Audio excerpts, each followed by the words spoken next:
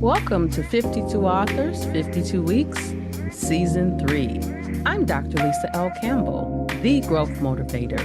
Each week, I sit down with a different author to explore what lies behind the pages. Growth, purpose, finding your voice. Enjoy today's episode.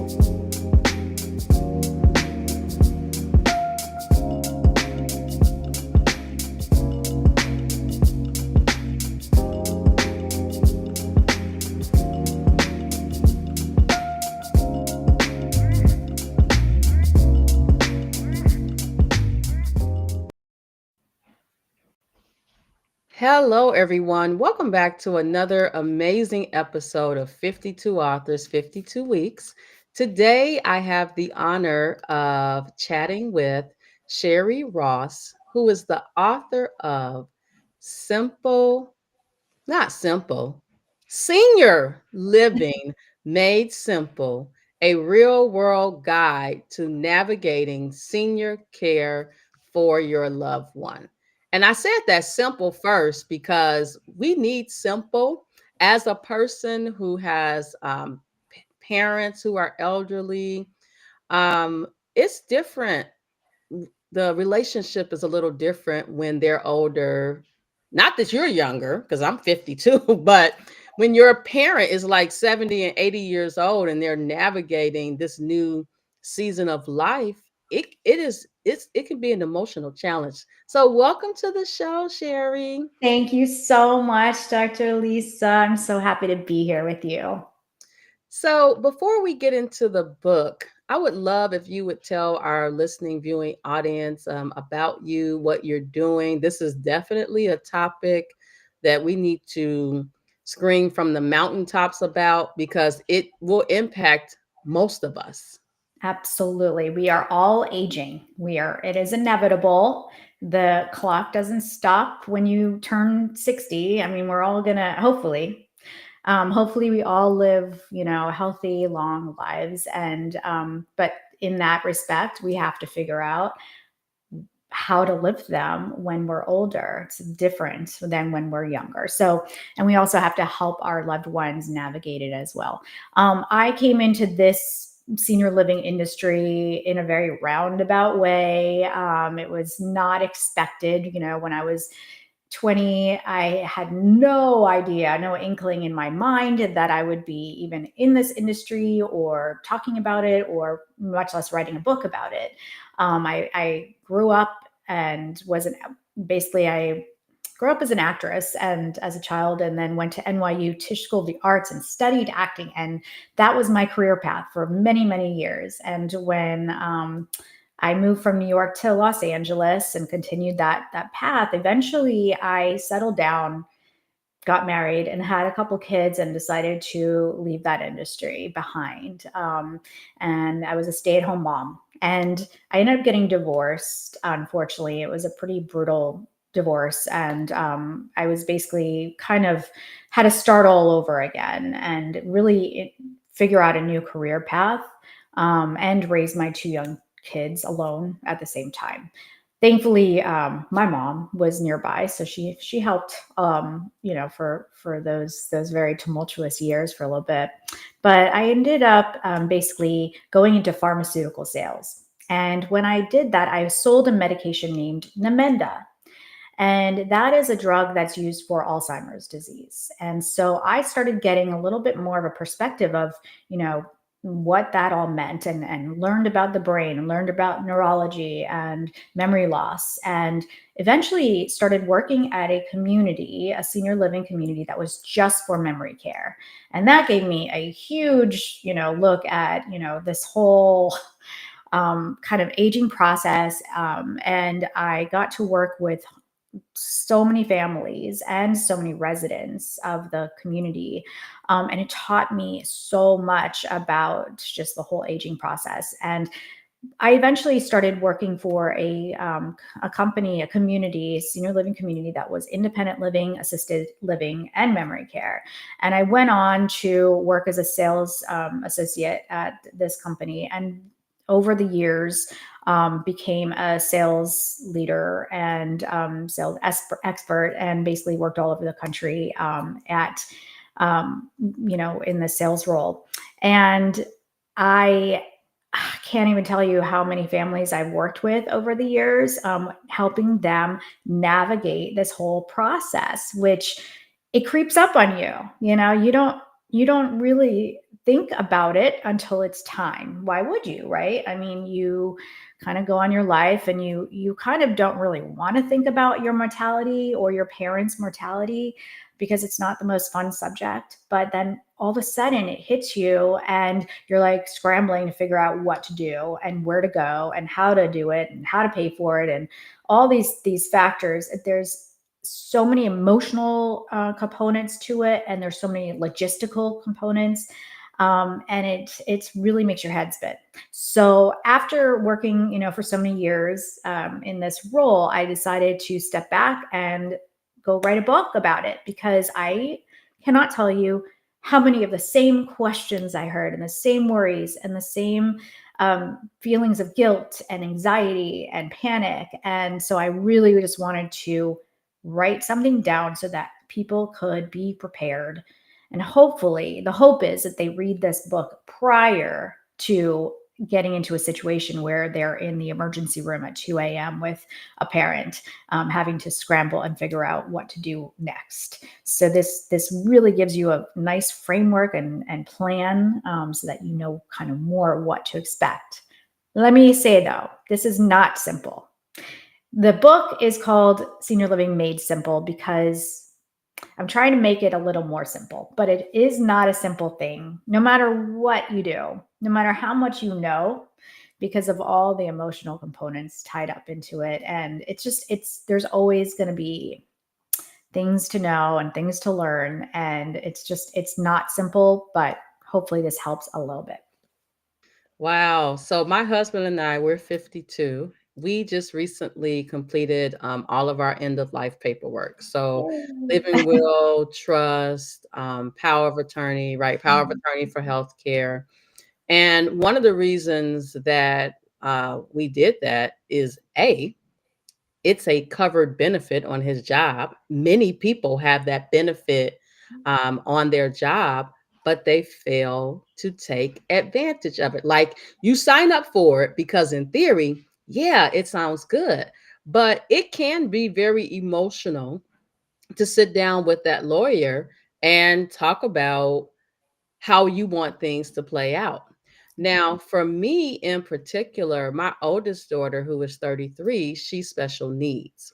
And so for me, it was very important that while I'm of sound mind, that I made sure that I map out what her life is going to look like when I'm no longer here, but I also don't want it to be a burden for the persons who I'm designating as, as her people. So I'm really thinking through all of that. And I'll tell you, our youngest daughter, when we told her that we made her the kind of the leader of everything, she was like, "Why are we having this conversation? Are you both sick?" We're like, "No." So, why do you think families wait too long to make these emotional decisions? Well, that's just it. It is an emotional decision. And, unfortunately, I mean, the fact is, we are all living longer now, and sometimes not always in the best health, right? So, there's quality and there's quantity. And we always, I think most people are pretty positive in the idea that, yeah, I'll be fine. I'll live till I'm whatever, 80 something years old, and I'll be fine. Like, I'm not going to need help. I'll just live in my house and I will be fine, no worries. And then, maybe my kid will come over and take care of me here and there, but I'll be okay. We don't in our minds think of ourselves as, potentially getting dementia or Alzheimer's, right? We don't want to think about it. It's very scary. And we don't want to think about us being, ourselves being, paralyzed or have MS or have Parkinson's disease or any other kind of issue where we need physical help either. So we avoid the topic, just like we avoid the topic of like dying and death and hospice. And I mean, it's not a really fun subject to talk about. And so that is the number one reason like we don't want to discuss it. But the thing is that just like we plan for vacations or we plan for graduations or weddings or big trips, or our retirement accounts or whatever it is, we also need to plan for our life after, retirement, after 65, after 75. We have to figure out what we want to do as we age so that we can age gracefully and with dignity, and not, like you said, not like be a burden on our loved ones. And so you are actually giving your loved ones such a gift if you can plan ahead and to have a dialogue with them about what you want in your later years, and how you see yourself living, because that way they know and they can help you plan. They can understand what it is your desires are. And so you did such a wonderful thing, Lisa, by doing, writing up those plans, for yourself and your husband. And I strongly recommend that, anybody, by the time you're 65, you should have that all done and written, and, even before that, if possible. But make sure you have all your documents in order. Yeah. And it's a heavy topic to talk about it, but I think the more we talked about it with the attorney, it became easy. Like, he said something that just like made me say, hmm. Hmm. So in the will, in the trust and all that stuff, they talk about, okay, if I go, he's the one. If he goes, I'm the one. But the lawyer said you both could be in a car accident and you're both gone at the same time. Those are things that we don't want to think about, but the reality is none of us know the day or the hour when we're going to die. Yeah. And we are living longer. My grandfather passed October 7th of 2025 at the young age of 104. Uh, Wow. and so, but years before he had passed, like 20 years before he passed, he's like typed out his obituary, right? So when I mean, but you know what he said? He wanted to make sure that we told his story, right?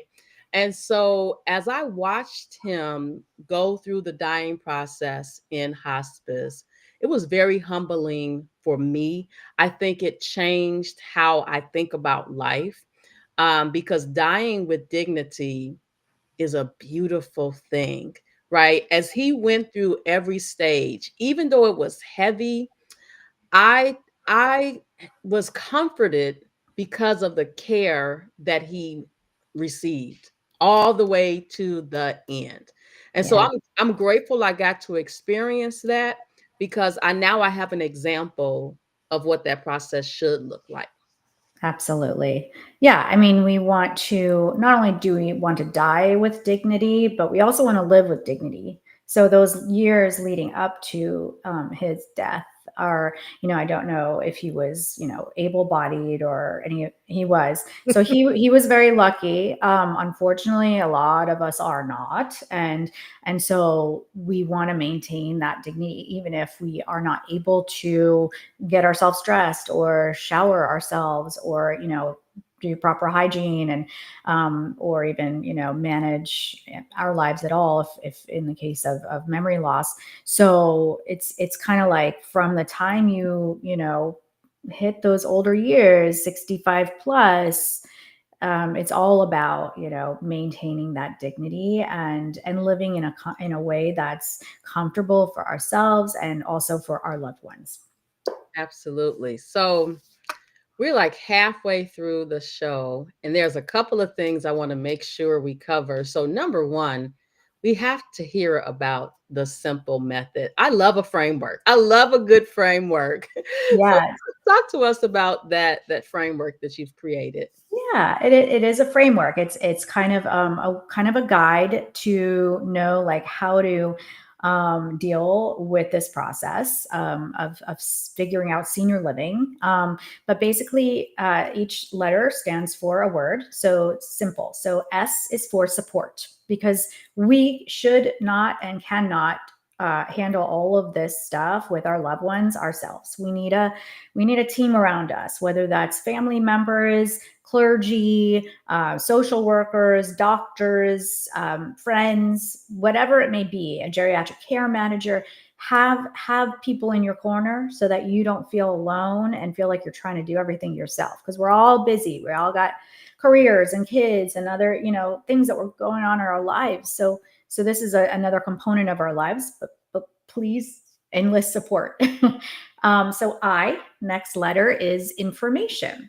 Information is obviously getting knowledge about what is out there in terms of what is senior living, what does that look like, what does an assisted living community look like versus a memory care community or boarding care or a CCRC or a nursing home. They're all different things. So we've got to get informed about not only what each thing is, but what's out there for us. So what's in our community, our neighborhood.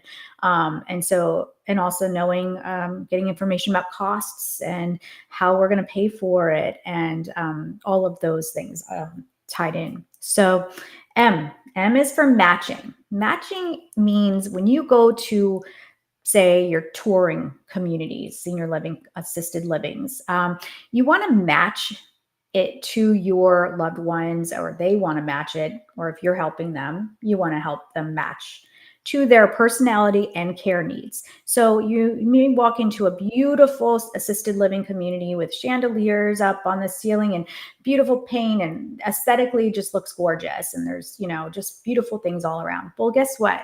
The chandelier is not going to help your mom get her medicine. She may have care needs that go beyond what that place can do. Even though it's beautiful, it may not be the right place. Or maybe your dad is a loner. He doesn't want to be around 150 other seniors in the same building. So don't go for like a huge community like that. Go for maybe a 6-bed, a boarding care kind of community. So matching to care needs and personality is a must. And then P, preparation. Preparation meaning what you did. Get your ducks in a row. Make sure that you know whether a loved one, and make sure they know whether they have a long-term care insurance policy. That's a huge. If they have that and it's sitting in a box in the basement, and they don't even know to use it, and they're just throwing away hundreds of thousands of dollars, that's a big deal. So making sure we have that, our will in place, our making sure that we know who's going to be in charge of finances and health, and our power of attorney, what your end of life desires are. Make sure that that's all known and written down and in one place, because I promise you, if anybody goes to a community, a senior living community, there's a ton of paperwork involved. So just, you've got to have all of that paperwork together and organized so that it makes it a lot easier to actually make this happen. Okay, the last 2 letters. L is for letting go.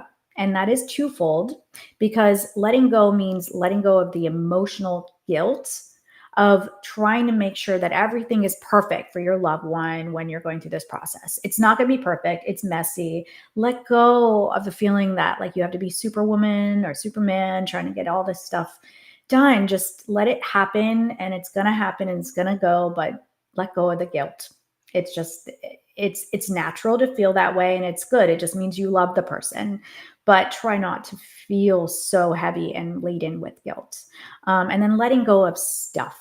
Because when you move to a community first per se, or you have to pare down to a smaller environment, you can't take everything with you, including your house. You may have been in your house for 50 years, but it's not going to take care of you the way that caregivers at a like a senior living community could.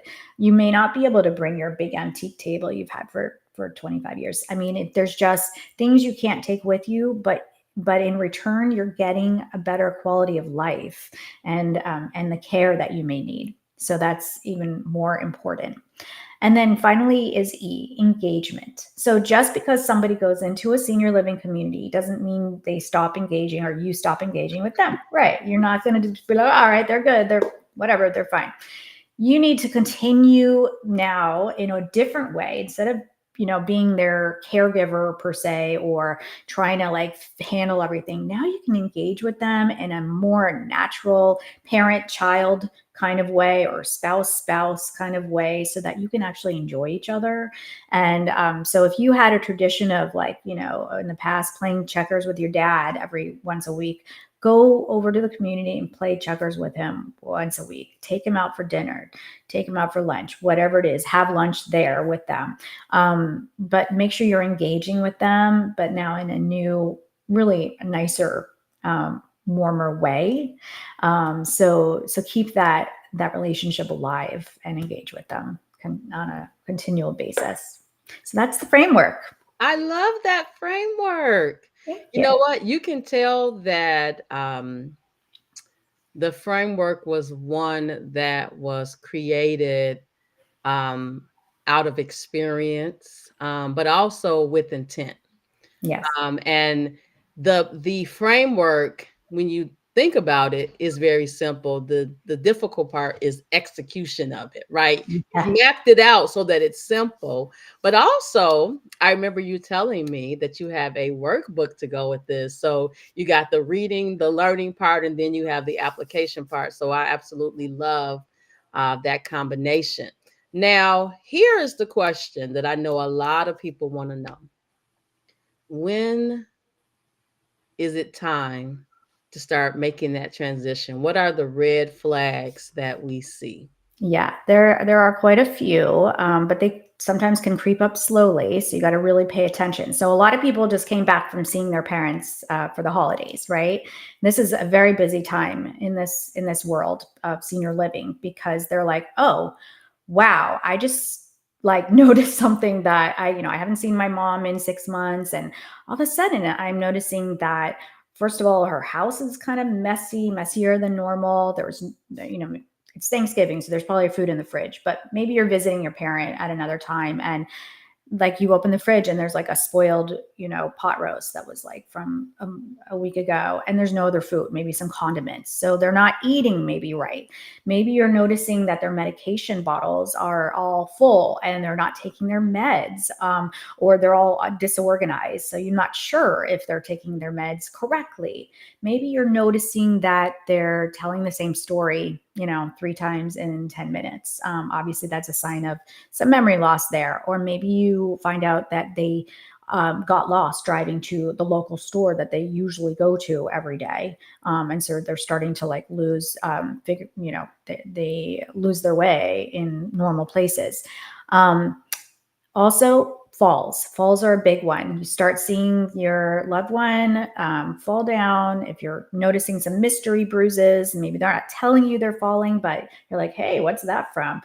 Notice if they're falling, because that is really one of the number one causes of mortality in seniors, and there's a lot of falls that happen. So and in fact, my father-in-law, when he fell, he was on the floor for hours before anyone found him, and he had broken his hip.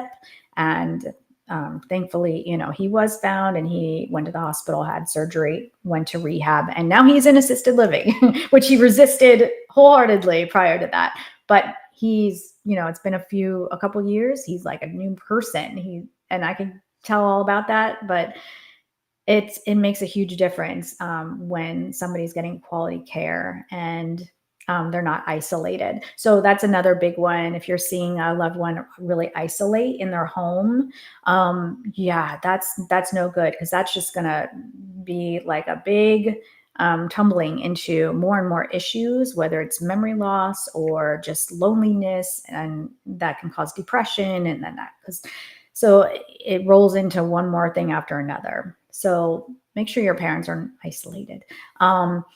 So those are some really big red flags, and there's other little ones. I could go on forever, but it's important to start paying attention when your parents are, hit their 70s and especially into their 80s, if they're still with us. Really start paying attention to those little things, because it could really signify that they do need more assistance than they have. So I have another question to ask you, but I have to tell you something. You probably are going to chuckle about this, but so right after my grandfather passed, let's say it was, so we're recording this is December 2025. Um, so I would say mid-November, I was in the car with my father, who was in the front seat. My husband was in the back seat. And I just blurted out to my father. I said, I'm going to be really mad at you if you die and you leave all that sugar honey iced tea in your house. Now, I said the actual word. And Oh my God. so then 2 weeks later, we were with other family members and they said, well, what have you been doing? And he said, oh, I've been cleaning up because Lisa said if I so I'm glad he heard me because I am very clear about that. I don't want to grieve and have to go through a bunch of stuff. When my grandfather was in hospice, my aunt had asked me about making a tribute video for him. So he started like going downhill July, August 2025. And so around September stuff something, I started, and this was before he actually was placed in hospice. I started going through photo albums. Okay, Granddad was born in 1920. They have photos from every aspect of his life. Oh my God. And so it was kind of comforting, but also traumatic going through those photos because I got to relive childhood. I learned some things about my grandmother that I didn't realize, which that speaks volumes about enjoying people while they're here because when they're gone, you can't take those moments back. No. But the question that I have for you is without starting World War IV, how do you start that conversation with your parents? Yeah. Oh my gosh. Yeah, that's a big one. And a lot of people have questions about that. So first of all, the thing to remember is it's not going to be one conversation and you're done. Like, oh, hey guys, like, what do you want to do? Or like, hey, you need to go to senior living. You can't live alone. Like, no, don't approach it like that. We want to come to your loved one and ask questions. And this is going to be a process. It's going to take time. You want to just kind of plant ideas in their mind so that eventually they start to feel like they're coming up with this idea on their own. But basically you want to go in and ask questions that sort of probe, just kind of open the conversation a little bit, like, hey, how do you see yourself like living, when you're older, or you can't live alone anymore? Like, what do you think you would make you feel comfortable if you can't, take care of yourself? Or say you're in a wheelchair and, you can't live in the house anymore because it's not ADA compliant, or has stairs. Like, what do you think? How do you see yourself? And what do you think you would want to do? And if you put it, in a context of just coming from love and curiosity and caring, it's way more helpful than saying, this is what you need to do, and your memory is bad and your hearing is bad, and just kind of like just probe a little bit, and over time, hopefully they'll start to think about it, and then as things do happen that signals maybe they do need more help, then it'll be there, it'll be in the back of their mind. It's not always successful, I will say. It's not 100% success rate. Sometimes, and a lot of times, what ends up happening is like what happened with my father in law. He fell and he broke his hip, and now, he can't live on alone anymore. And he knew that. But perhaps he would have fought it more if I hadn't brought it up for a couple of years prior to this happening. Maybe he would have just been like, no, I'm still going to go home. But no, he was like, okay, you talked about the senior living thing. Obviously, I need it. So let's go. And like I said, it was the best thing that ever happened for him.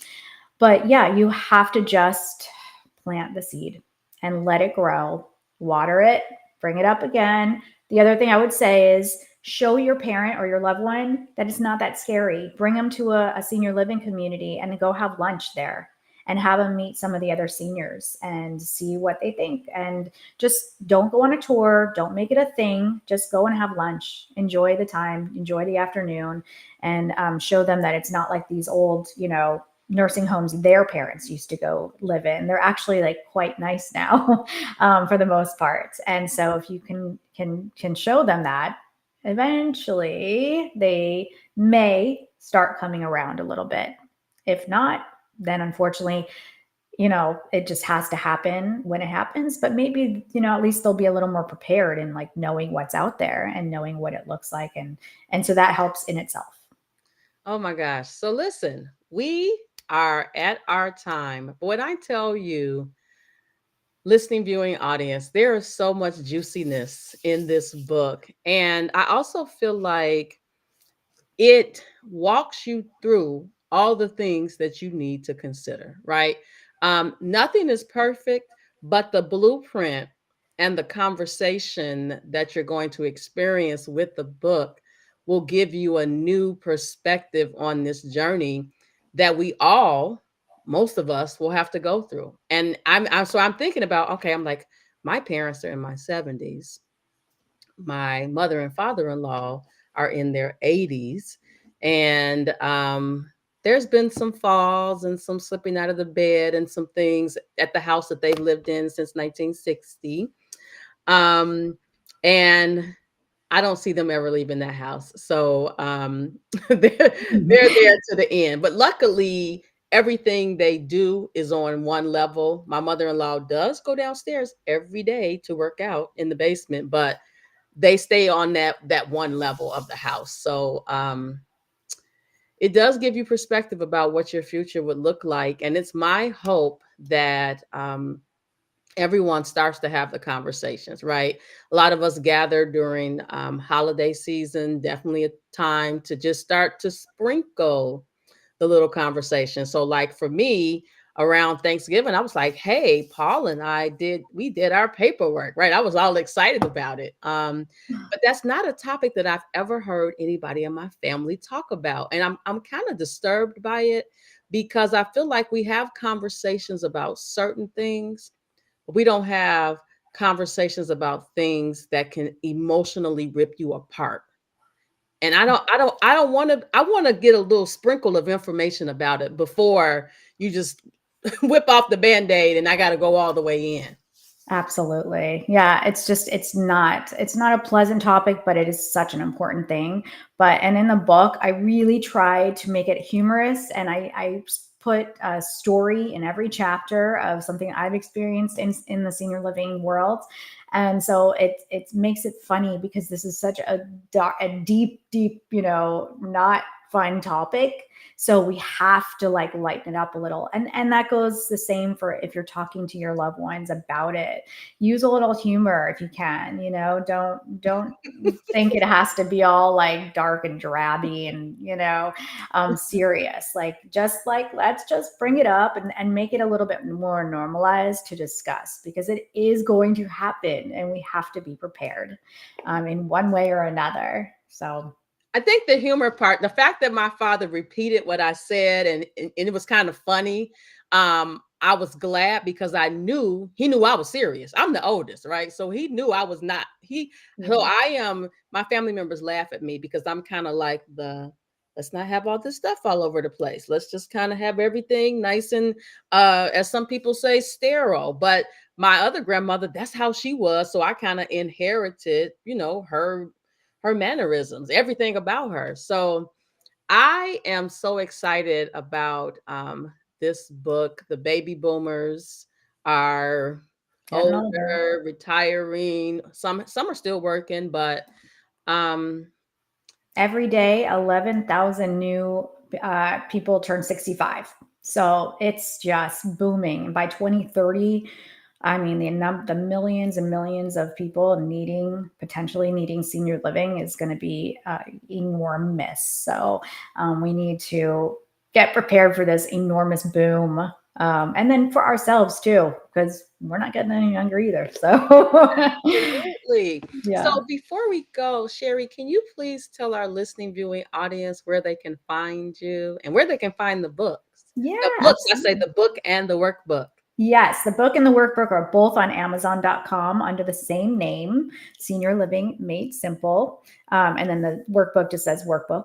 And then the book is also on Walmart.com and BarnesandNobles.com, anywhere you can buy a book online. And then you can go to my website as well, which is SeniorLivingMadeSimple.com, same as the book.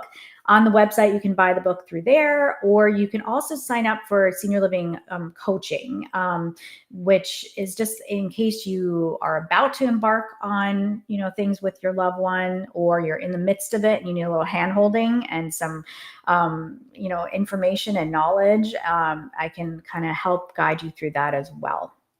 I love it. Well, I want to thank you so much for being a part of 52 Authors, 52 Weeks. When I started this podcast in 2024, I started it because I was like, everybody else has a podcast. I have to have a podcast. But I didn't realize how much information was going to be shared each and every week. So I'm blessed to be the vehicle that can bring all of you authors on to share information that we all need to know about in some shape, form, or fashion.